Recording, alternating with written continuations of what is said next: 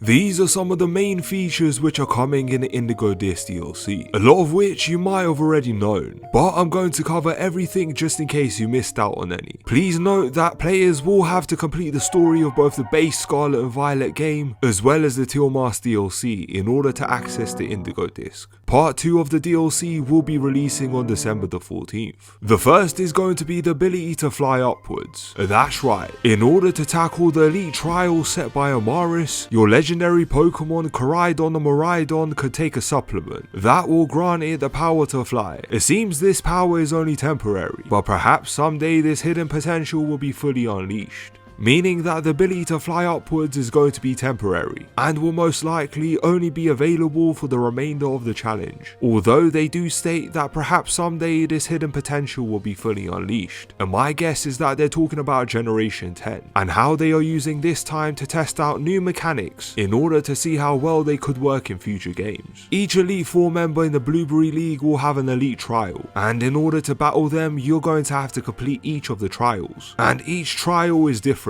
Of course, we don't yet know what all the trials are going to be, as we've only got confirmation of Amaris' trial, and we're still awaiting confirmation of the others. We also don't have full confirmation of who the champion of the Elite Four will be, but I'm sure you guys can guess who may take that throne. The second thing you might have missed out on is going to be having the ability to catch all previous starter Pokemon. These starters will be appearing in spades in a Terrarium housed within Blueberry Academy. The Terrarium is a facility that recreates a variety of biomes, from the tropics to icy seas, where many different Pokemon live and thrive in an environment best suited to them. You might even get the rare chance to see first partner Pokemon as they live in the wild. Of course, you can battle and catch these starter Pokemon, and if you're not familiar with who's returning, check out this video I done of all the returning Pokemon in the Indigo Disk DLC. The third will be new Pokemon, a lot of which have already been confirmed and announced. The most anticipated new Pokemon are of course Iron Crown and Raging Bolt, and we are still yet to hear anything about Paradox Entei and Paradox Terrakion. Will they be releasing in a DLC? Or may we get a final surprise just before the Indigo Disk releases, as we've previously got Walking Wake and Iron Leaves at such a random time. They were both released after the Pokemon trailer, so I know this is a long shot, but it could also happen with Entei and Terrakion. They released the final trailer for the Indigo Disk this month, and at the end they give us the Paradox Entei and Paradox Terrakion raids. Now that will be sick.